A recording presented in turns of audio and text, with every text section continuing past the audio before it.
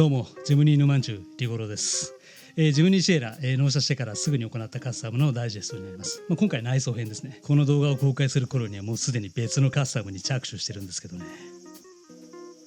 で、外装編はすでに公開してますので、今回は内装編になるわけですけど、内装の装飾というよりは、どちらかというと内側っていうんでしょうかね、地味なカスタムが中心となる内容になります。で、内装編は外装編よりも施工箇所が多かったのと、細かい作業が多いので、キツキツに編集しても70分ぐらいのね長尺になってしまったので、その中でもねこれら3つについては、別の動画にてね完全版を順次公開していきますので、今回それ以外のねダイジェストとさせてください。まずはね今回割愛するこの3つのカスタムをサクッと紹介すると、僕の場合はナビではなくディスプレイオーディオをチョイスしました。この取り付けは最も最初にやったカスタムで、カロッツェリアの9インチのディスプレイの DMH-SF500 という、ベストセラーのね SF700 の廉価版っていうんでしょうかね、こちらを取り付けたのと、同時に ETC の取り付けと USB ポートを運転席側に引き込んだ内容のカスタムになります。ただねここ最近のディスプレイオーディオにはちょっと思うところがあって、取り付け動画とは別に改めてカーオーディオについての動画を作ろうかななんて思ってます。完璧なフルデッドニングではないんですけど、フロントとバックのドア3枚分とリアのフロアデッドニングを施した内容になります。僕が最もやりたかったカスタムで、これをやることで静音性を高めることはもちろん、なんといってもオーディオの音質が劇的に変化しましたので、その辺のねビフォーアフターなんかも含めてご紹介できればなって思ってます。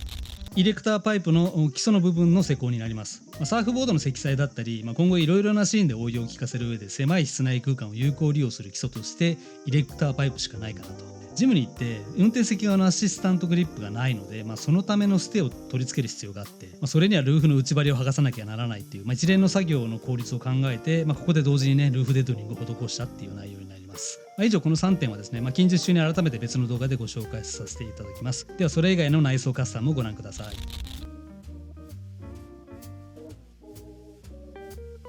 はい、これらは割と多くの方が最初に行う定番アイテムの小物の設置になります。まずはバックドアのリアデフォッカーのケーブルがむき出しになっているので、それを隠すアイテムで、両面テープで貼り付けるだけの簡単作業です。次は、収納スペースが少ないジムに、必須なんじゃないかっていうぐらい、個人的に重宝している AT 車専用コンソールトレイですね。これは AT 車用ですがマニュアル車でも取り付けできます。自分の場合は小銭とか、ちょっとしたものを一時的に置くスペースとして使ってるんですけど、ドリンクホルダースペースはサイドブレーキと干渉しがちなので、他のものを入れてますね。次はドアグリップポケットで、浅いタイプもあるんですが大は小を兼ねるということで深いタイプを選びました。小銭が入ったりとかするみたいですけど、僕は結局レシート入れに使ってます。土屋ヤックの純正ライクなジムニー専用ドリンクホルダーですね。デザイン的に好みだったのでこちらにしました。運転席用と助手席用で物が違うので、注意が必要ですね。でサイドミラーの視認性は問題ありません。金額の割には安っぽいかなっていうのが第一印象でしたが、ジムニー専用だけあってね、見た目そして安定感はね素晴らしいですね。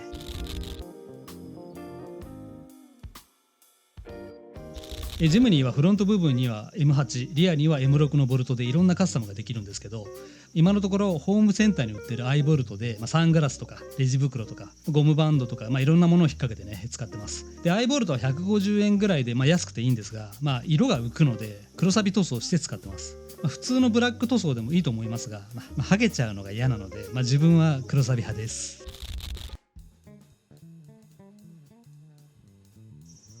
これは SNS で一時的に話題になったドレスアップカスタムで、タミヤのラジコンか何かのタイヤパーツを2列目の溝でカットするとジムニーのエアコンダイヤルにシンデレラフィットするっていう、しかもカットして余ったものを真ん中につけることもできるので、素晴らしいアイデアだと思いますね。これ実際につけてみると感動しましたよね。操作に一切支障をきたすことなく、むしろグリップ力が増して回すのが気持ちいいんですよね。これつけるだけで一瞬にして室内に武骨な雰囲気が出るっていう、なんといっても違和感なく自然に溶け込む感じが素晴らしいの一言ですね。これはどんなスタイルの内装にも合うんじゃないかなって思うほど違和感がないんですよね。送料込みで600円ほどでできるコスパ最強カスタムで、これはマジでおすすめしたいですね。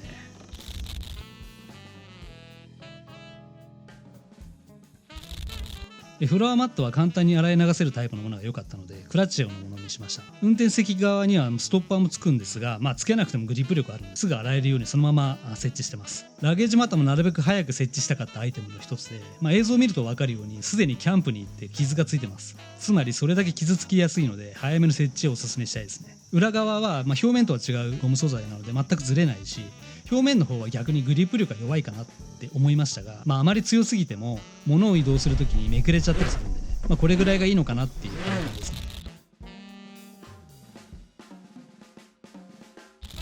マグセーフの iPhone もしくは対応のケースをね使っている方におすすめなのがこのスマホ充電スタンドですね。一般的にこういったタイプのものが多く使われていると思うんですが、これだとちょっとやぼったいしヘッド部分が重いので軸が緩んでね、重いスマホだとこんにちはしちゃいがちなんですけど、これだとね軽いしすっきりした見た目もいいんですよね。特にヘッドが重くないのでアームを短い状態にすると思った以上に揺れも少なく済むんですよね。磁力の方も今まで一度も落下したことなく、どんなに悪路を走っても落ちる心配がないほど強力ですね。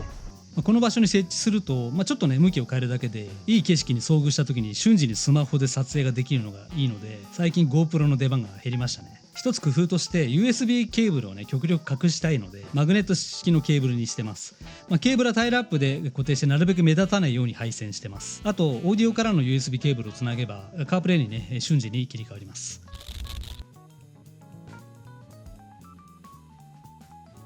スピーカーの設置はカメラを回してなかったのでお見せできないんですが、カロッツェリアの安いコアキシャルタイプのものをつけました。同時に最初についてた純正のものをリアに設置しましたが、これが実は大きな効果というか劇的に音が良くなったので、ぜひリアに移設することをお勧めしたいですね。ただフロントはジムニー専用のカロ純正のバッフルが別売りであるんですが、リアはないんですよね。なのでケチって MDF の安いセットのものを買ったんですけど、水分を吸収するのであの手この手でいろんな下地を塗装したんですが、めっちゃ汚くなりましたね。強度もないので、何度もつけたりね外したりを繰り返すとボロボロになっちゃうので、この辺はケチらない方がいいかなと思いましたね。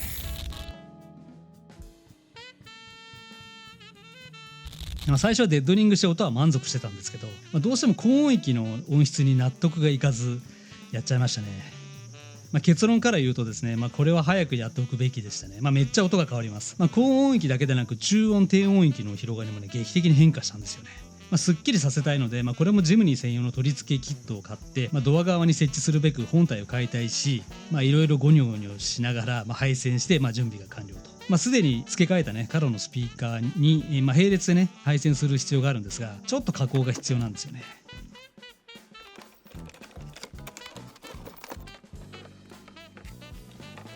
カットして僕の嫌いなカニちゃんでねつなげると。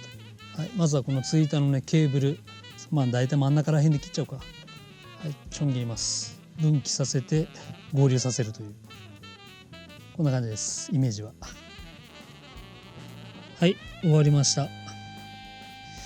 れ見ても多分分かんないと思うんですけどね、ケーブルですね、ここにつないで、これで音が鳴るかどうかテストして、こんな感じで収めましょうかね。マグネットがすごいんだこれ。これで止めて終わりですね。この辺も詰め込めればなぁなんて思ってるんですけど、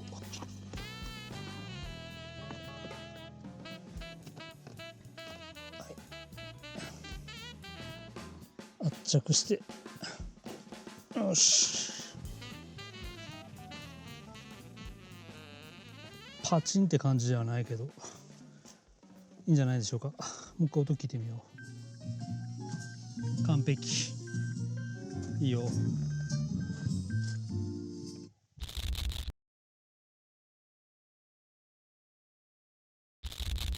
ですね、今ここが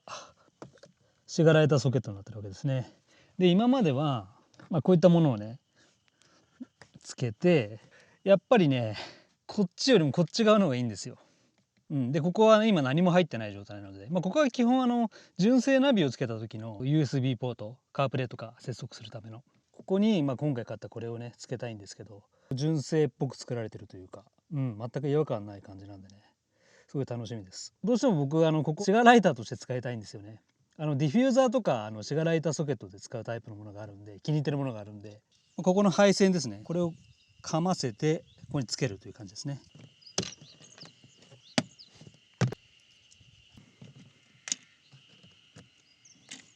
ここ外しの、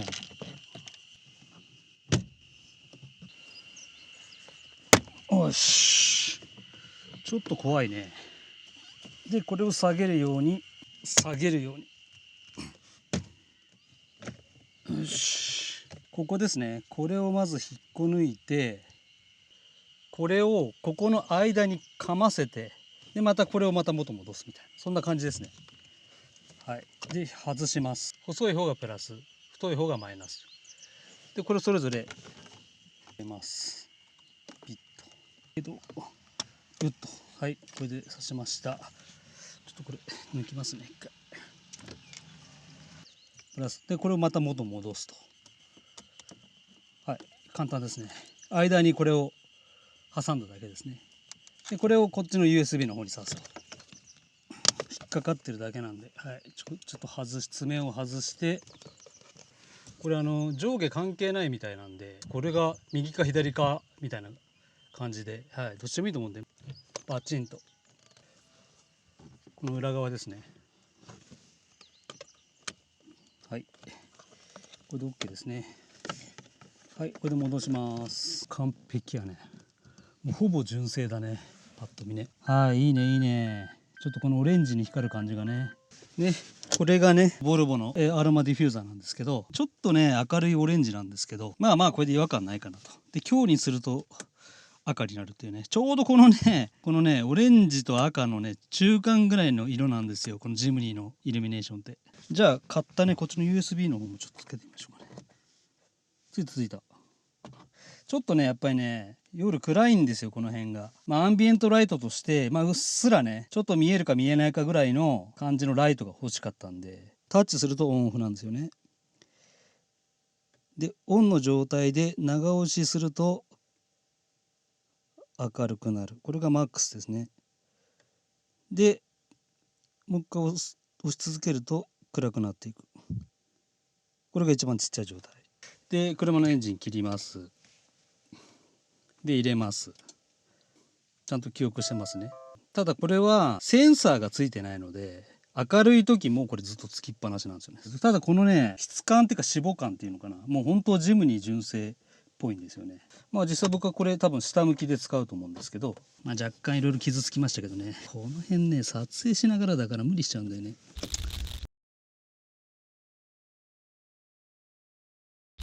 クラッチペダルね、クラッチストッパーの交換を行いたいと思います。これスズキのね純正部品なんですけど、